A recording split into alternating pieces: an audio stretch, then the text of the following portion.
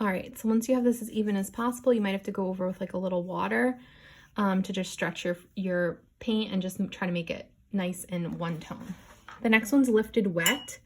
So for that one, you're also going to grab whatever color you choose. You're going to paint it straight on the page.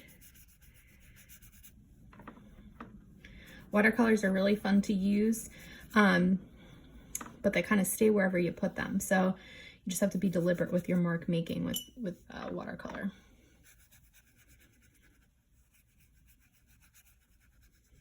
And then for Lifted Wet, we're going to do that exact thing. You're going to take your paper towel before it dries. You're going to lift parts of it off. This is really good for like making clouds and things like that. That one. The next one is one of my favorites. This is the salt one. So this, if you don't have salt at home, you can use any type of salt. So it could just be like table salt, kosher salt, whatever you have. If you're at school and you don't have any, or if you don't have any at home, you can feel free to skip this one. But it's a really cool effect I want to show you. So you're going to paint the whole section first.